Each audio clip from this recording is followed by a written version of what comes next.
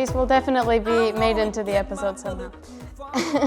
Okay, so we still are not having an intro for the CLIPCast. It's been 2 years over, but here we are. 2 years? I never know. Anyway, so with us we have Ms. Azevedo, who is the area leader for computing and a computer science teacher, my computer science teacher, and Ms. Ramos, who is a Form 9 form tutor and a physics teacher. Unfortunately, not my physics teacher. Although, shout out Mr. Troost, love you too. So I am Constança. Here we are. So you're both very clearly in the sciences. I should probably introduce what this episode is about. So today, or tomorrow in this case, Friday 11th of February, is International Women in Science Day. And so today we have 2 women in science. So you're both very clearly in the sciences. Could you tell us what it means to be a scientist? In a world like today, being a scientist for us is a huge challenge. I still think that we don't have as many women as we should have. And it's very also rewarding because we have the freedom to invest in something and come up with solutions later. So being a scientist is being part of discovering new things every day, I think. Wow. Ms. Ramos? I think across all scientists, male or female scientists, the main trait is being curious, staying curious about how everything works and how things can be improved. So I think looking around you and seeing opportunities and options and ways of solving problems, that's what a scientist always seeks to do. Being curious and trying to find solutions, just like Mrs. Vila mentioned. Makes sense. So what are your backgrounds and what motivated you to follow the pathway that you did? When I started, when I wanted to decide what to study, sciences were not on top of the table due to many reasons, but that was not one of them. But then when I started looking, I gathered an interest in technology. So I made up my mind and I said, let's try it. Let's see how it goes. So I will try for a year. And I went to Bragança, very far away from home, to study Engenharia Informática. And I found it so funny that I could do all the maths subjects and none of the others, the physics, the other ones, that I said, no, I have to invest more on this and I have to come up with a different path. If I want to follow technology, engineering is not for me, so I'm going to become a computer science person. So I will start to learn how to program, how to create things in a different perspective. So that was my background. I moved from engineering to computer science, and here I am now as a teacher. Exactly. Ms. Ramos? Okay, so actually in high school, I didn't really want to do any science. I really wanted to study arts, but I'm from a very small city in Portugal, Guarda, and my parents weren't very open to people opting for arts. And because also I really like the sciences as well. So sometimes you're kind of stuck. You like everything, and it's really difficult to choose. Maybe Constança, you know what that is. I do. That feels it's horrible. So but then I ended up choosing the sciences, and I really like it. I really like challenges, so I went ahead and of course I wanted to do physics in Form 12. That was something that I really love, a challenge, and sometimes you come across such challenges that you feel like I'm not going to be able to do this, but I really like to test myself and overcome those challenges. So I ended up choosing sciences, and I studied physics and chemistry teaching, and mostly because I wanted to kind of tear down that idea of things are difficult and sciences like physics and chemistry are those two big subjects that are really hard for people to understand. And I wanted to kind of contribute in a way of clarifying or helping students understand those subjects. From students everywhere. Thank you very much. So, have you ever felt that you were at any disadvantage just for being a woman in science? Always.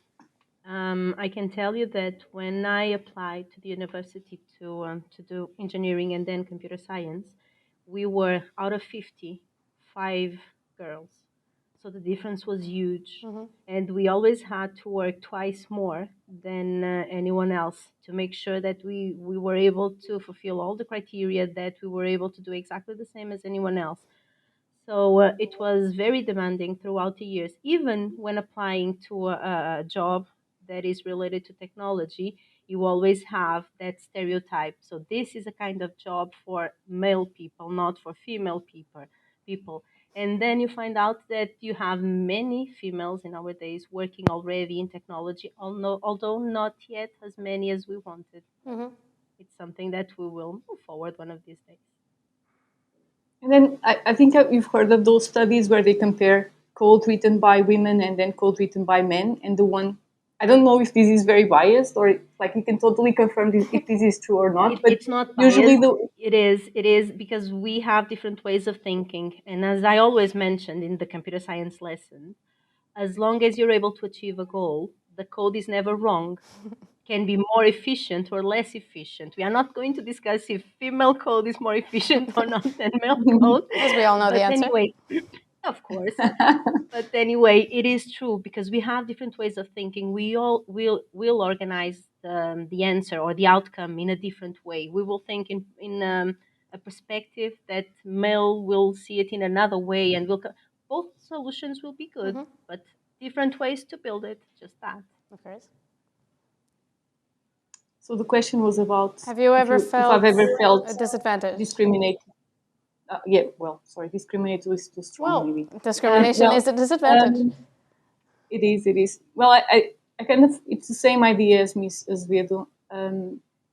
It's really tough to be in the sciences, and you kind of feel like you need to work so much harder just to get at the same place as your kind of colleagues who are boys, in that case at university. And like the further you go, and you go up in university, and then of course there's people who don't keep studying like alongside with you. I got to take part. Most of my subjects were with engineering students, and it was a very kind of more boys than girls. And even working in a team, some teachers, and I would say the majority, would say, I don't want to speak against my university. I really like it, but I felt like sometimes like making a comment, saying something, and then having someone else, a voice saying the same thing, it's taking into more consideration. The other person is taking more consideration than your own comment. So it's really, and this happens like little things with time that kind of kept happening, and you just kind of learn to ignore those things and keep moving forward, because there's a lot of battles you're not going to win, and you just want to like keep learning and not waste time with other things that totally set you back. But yes, it's really complicated. But I think things are changing, and this was like, I would say 20 years ago. I really hope things have changed a little bit. Yeah. And I don't know if you have the same feeling, but every time that we were trying to find a place or we would apply to a job, you would have that answer back, that is, you don't have experience. And if someone else with the same experience of you, but a male person would apply to the same, that was not a problem. So I don't know if you faced the same issue or not, but that was something that at the beginning was quite frustrating. Okay. I think because I'm more into teaching, I'm a teacher, and I just studied to become a teacher. I never had to really go through that. And it's in teaching and schools, I think it's kind of a bubble, because we have a big number of female teachers compared to male teachers. So it's very different from what you actually experience when you stay in university or continue pursue research. I think we live in a bubble, and then when we go out there, we leave high school, then it's when reality really hits. Yeah. All right. Well, be prepared, Constança. You can do it. All right. I hope so. You're gonna strive. I hope so. If we were able, you are too. There you go. I Exactly. hope so. Let's maybe slow down. So, according to the UNESCO Institute of Statistics, less than 30% of researchers are women. What are we doing wrong, or what can we do different to rise that number? Um, I have a very interesting perspective regarding that. And with that, I have a question too. So imagine that you're going to a party and you have a little, it is a little one party, 5 years old, 6 years old, Okay. and it is a girl. What is the gift that you come up to your head immediately to buy? Like a doll. Or makeup or a perfume and what about the tech tools that we have for kids that we normally think if it is a boy but not a girl, like a microscope, like a robot to program, like anything else? As society, I think that we have that in the back of our heads. That is, if it is a girl, has to be this way. If it is a boy, has to be that way. Absolutely. Things are changing. I think that things are changing, but it's going to take a while for us to understand that a girl also deserves to get a microscope or a computer tool if they are keen to, and not just the dolls and the other things. So I think that if we change that mindset, most likely one of these days we will have more women than men. Makes sense.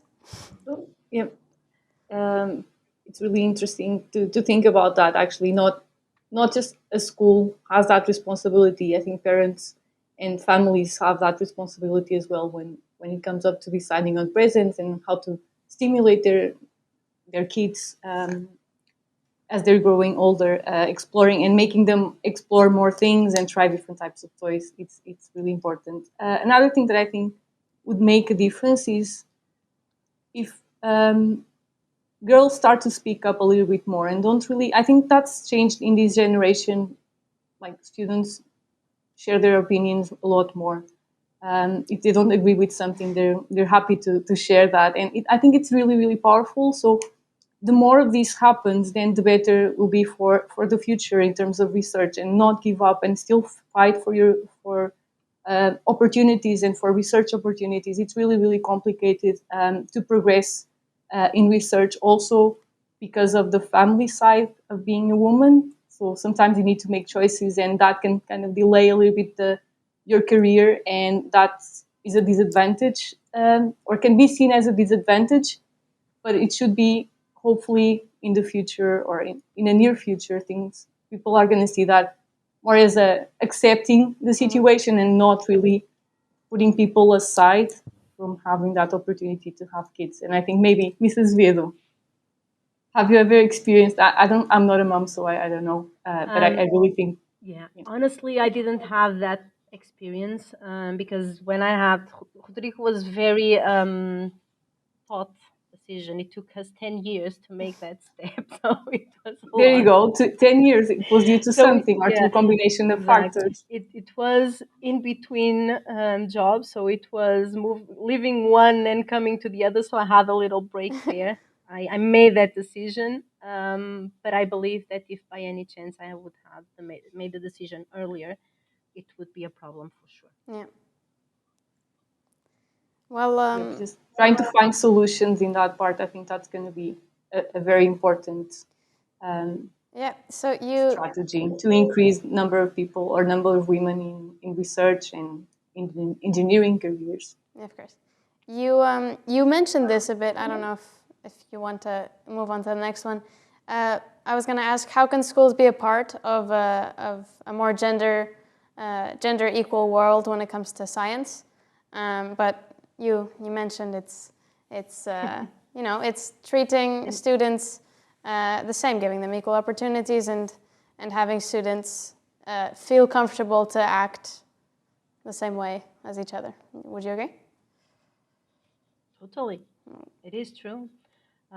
If you feel comfortable with the choices that you're making and not having any pressure from outside school, parents, or whatever, you will be more keen, more prompt to follow your choices, to follow your heart. And if by any chance, as Miss Ramos was saying, you have the family pressure saying, I don't think that that is a good path, Yeah, you should do this, then you will be influenced by that absolutely. for sure. So how do you think today's reality is different from the one you experienced when studying or beginning to have your careers? The numbers is one of the things that we can see reflected, the huge difference that it is now and it was back then. As I told you, we were just a few when I entered my course, and now looking at the alumni from the past years or the students that are there now, the numbers are more balanced. So you have almost the same amount of girls and boys per year, and that is a good sign. Hopefully, as Ms. Ramos was saying, in 20 years we will have a balance between the two genders. But it's going to take a little bit of time, that is for sure. And we also have, that was something that I found very interesting, more female teachers at university in courses that are more technical than we had back then. I remember having one female teachers, all the others were men. So it was kind of a biased environment already. So now we have a more balanced staff in the university. So I think that that would make a difference as well. Yeah. Yes, because teachers really also kind of work as a role model. I like to think that, like, of things to do and not to do as well. I don't think I we're agree. all perfect. But yeah, it's really important then to see if you see more women in science or as your teachers. Of course, you feel more comfortable. That possibility of being kind of at a disadvantage or your comments not being perceived or understood in the same way or matter the same amount to the teacher as before. But another thing that I wanted to mention, and I'm kind of diverging a little bit now, is I think that what changed and made more women or having more women now in science was also the access to information. Before, 20 years ago, the internet was just starting. There wasn't enough information. Also, it wasn't as easy to share information or talk to other people and find people in the same situation as you. And the more people talk about their frustrations and problems they come across, then they start understanding whether it's a relevant problem or something else, someone else experienced the same thing. Is it possible to be fixed? What can be done? So having access to information and sharing of all that information, and also putting some situations a bit out there, stuff that was kind of hidden, it's really, really important. That made a lot of things change in these 20 years. Access to travel and to funding also helped a lot in increasing this number. And hopefully we're going to get to the 50, 50, Exactly. 50. Hopefully. So nearing the end here, who are your icons and references, and how is it that you wish to inspire the next generation of women in science? I have kind of a cliche, it is true, but the two main women that made a huge difference on my choices later and that led me to follow the science path were my mom and a maths teacher. I used to hate maths. It was the worst subject ever for me until I had someone that showed me that maths can be understood. It's not something that it is like this, can be understood. And that was the turning point for me. So the minute that I started to understand how mathematical thinking works, it made a huge change and made sense for me that the path that I want to follow is not medicine because I don't have the skills for that. Not even, I would say, the stomach for that. Okay. But if I would go that way, I'm going to give up and move at any point. It was no, I think that I this is the path for me. And my mom, she always encouraged me to follow whatever crazy idea I have, and I have loads of crazy ideas. I tried many things when I was in high school, and by many things, different clubs, and I practiced sport a lot. So at a certain point, I thought maybe I'm going to be an athlete one of these days or a PE teacher. No, it was not for me as well. So I don't know, Miss Hamzen, for you. I'm going to say the same thing as you mentioned. My parents really, I think, they're lower school teachers, but their kind of thirst for knowledge and understanding how the world works was kind of passed on to my sister and I, and that was really important. Like with my mom, she's more like maths and science, so we would always be exploring things and discussing things we learned in school with them. Then with my dad, it was always about building things, and my dad always wanted my sister and I to be independent and know how to change a tire, like fix lightning, fix equipment at home. So he would always kind of teach us and even give us toolboxes as a gift. So there you go, Mrs. Viedo. So I think I was really lucky then, and growing up in the 90s as well. Like I think we have a lot more time to be hands-on. Sometimes although now kids have access to so many different kits, like you mentioned, the robotics kits that they can get microscopes and all sorts of lab equipment they can get from a supermarket. It's like the possibilities are actually endless, and I really encourage everyone to start kind of giving more of those types of presents, or in my case, doesn't have have to a be on brother birthday. who loves those things and then makes you learn them.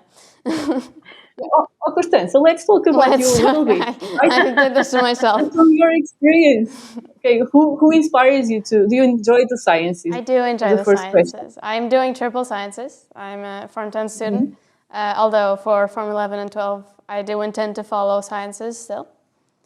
I'm thinking about going somewhere into medicine. Don't ask me where, because I don't know. But yeah, I don't know. I think I have inspiration. My like close family. So my father, my mother, and my brother are studying to become an engineer. So I'm surrounded by engineers, which is a blessing and a curse. But yeah, I think it's pretty standard for families to lean more towards for kids to go into sciences, to go into higher paying jobs, to go into very merit and honorable careers, right? And so it was pretty easy for me to say, hey, I'm interested in medicine, and for them to be like, that's really good. But